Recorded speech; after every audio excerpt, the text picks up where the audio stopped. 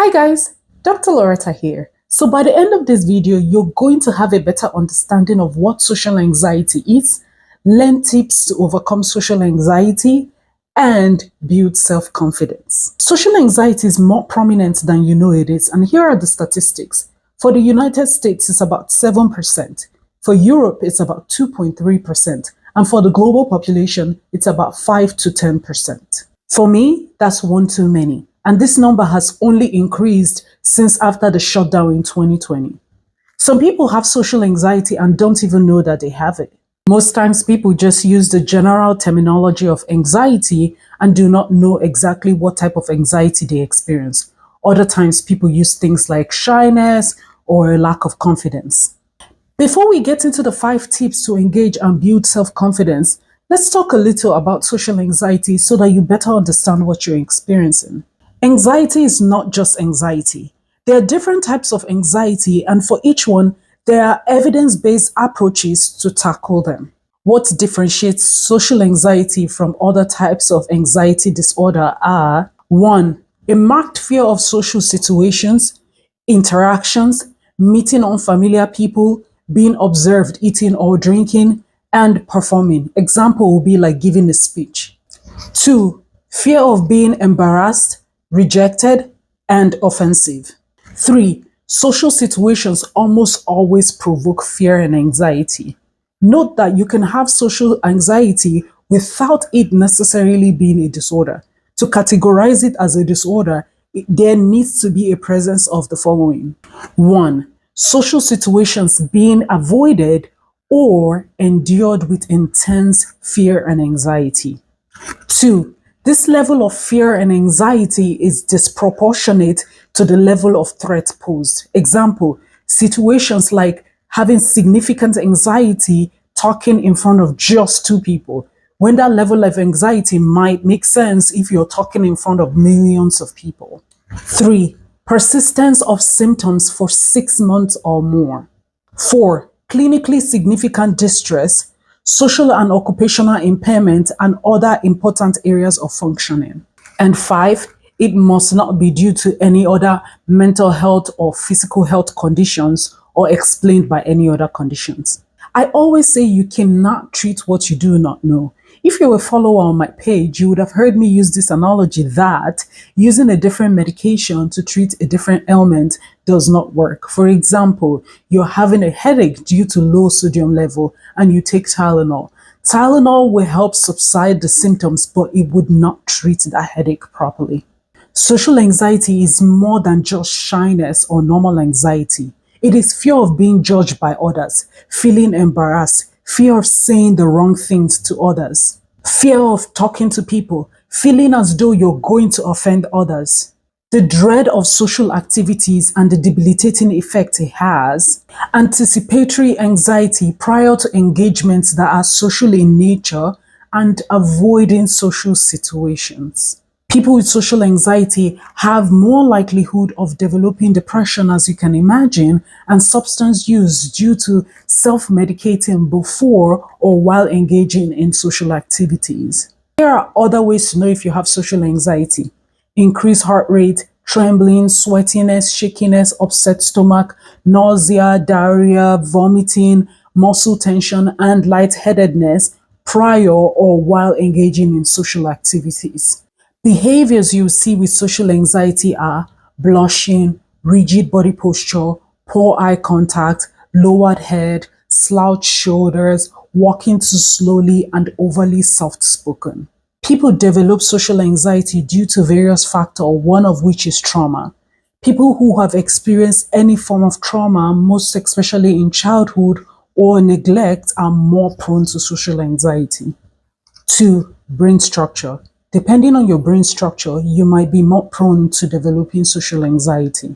3. Parenting style. Social science would always say that a person is a product of their environment. Depending on how a child was raised, for instance, being overly sheltered in childhood and not engaging socially, which inhibited them from developing and growing those social skills in that beginning phase of their life, makes them more prone to developing social anxiety. Also, children who have experienced childhood neglect or grew up with parents who have severe mental health disorders have a higher likelihood of developing social anxiety. 4. Genetics. People with any family history of any type of anxiety disorder have more likelihood of developing social anxiety. 5. Social media. Social media has increased social interactions digitally and decreased the traditional face-to-face human interaction, which is still very necessary. The average person you come across is more digitally engaged and physically disconnected from their immediate environment. They do not even notice or see the people that are right in front of them. This week we were driving and someone was going on the crosswalk with his face buried to his phone. We had to wait for him because that was how unaware he was of his environment. 6. Bullying. People that have been bullied at any point in their life are more prone to social anxiety. Think about anyone that has been bullied before. There's a shame component to it, embarrassment, humiliation, name calling, living in isolation, which weakens or inhibits their social skills. 7. A lockdown. According to the National Library of Medicine, since the lockdown, there has been an estimated 25.6% increase in anxiety disorders worldwide due to the changes in daily routines and lifestyle. With that being said, here are 5 tips to get rid of social anxiety. 1. Exposure therapy. You do not need a therapist for this one. This is something you can absolutely do on your own. Exposure therapy is the best form of overcoming social anxiety or any type of anxiety disorder for that matter. Avoiding social situations do not treat social anxiety. Instead, it worsens that anxiety over a period of time. But putting yourself in those social situations over a period of time, there's a desensitization that takes place where you are not so worked up or triggered by social situations. Avoiding social situations does not treat social anxiety. Instead, it grows that anxiety and worsens it as time goes by. It can be as simple as saying hello to anyone you come across on the sidewalk, in the elevator, at the bus or train station, engaging in small talks with the cashier or with the receptionist while checking in for your medical appointment. Ask them how they are doing, compliment their shirt, talk about the game that was played the day before, talk about the weather, world events, the Olympics, and then start to walk your way slowly into doing more. And work your way into introducing more and more as you get comfortable with each level of socialization. Revise them based on your performance and comfort level. I always emphasize to start small because this can make or mar the task.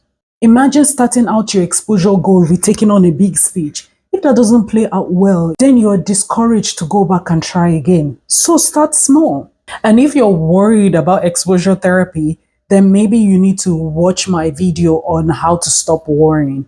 But on a more serious note, note that the average human is inherently selfish and as such self-absorbed. The same way you're worried about me is the same way the next person is worried about themselves or something else that pertains to them. Walk up to somebody that you trust and ask them if they remember the last conversation you had with them the last time you both communicated. I promise you that they can only summarize and would not remember majority of the conversation. Remind yourself that the next time you're worried about saying the wrong things. Look at the news and social media platforms right now.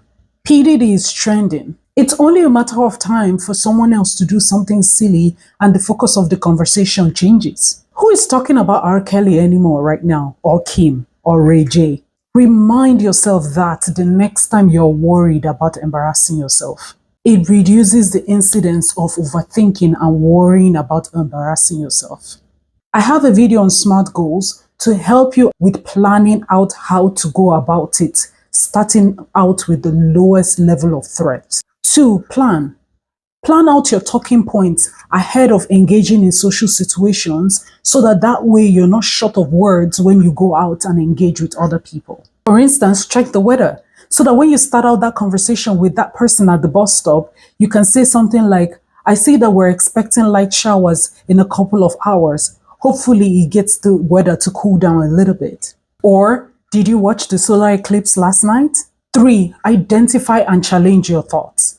The first step to problem solving is identifying the problem. Identify what kind of thoughts you have in a social situation. After you have identified the thoughts, then challenge that thought.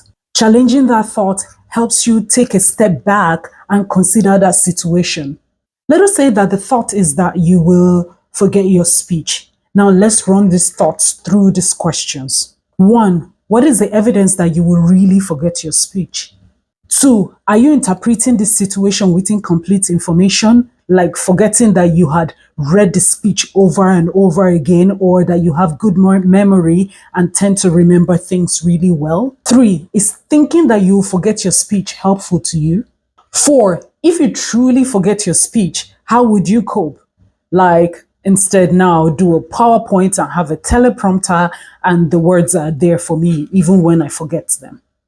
Or I would write it down and have some sticky notes with me while I'm on stage. 5. What are other interpretations of this thought?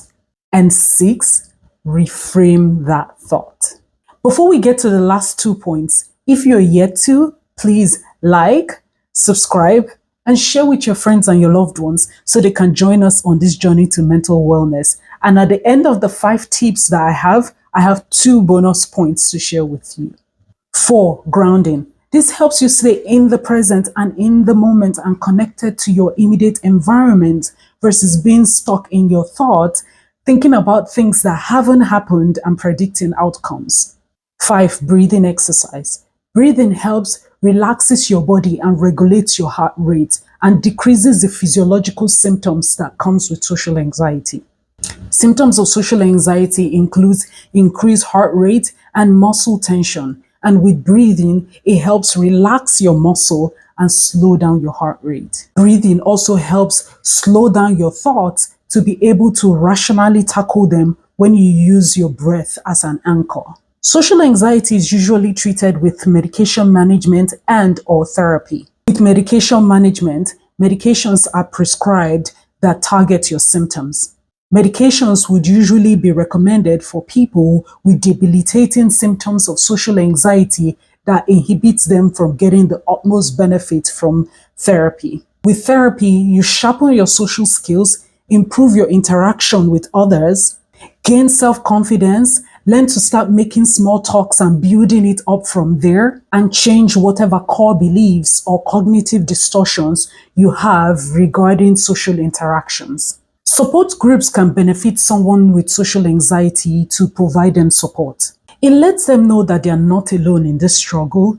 It gives them an opportunity to hear from people who have overcome social anxiety and how they did it. Learn from those who are still working to overcome it and what has been helpful thus far. There is also that sense of community that comes with support groups.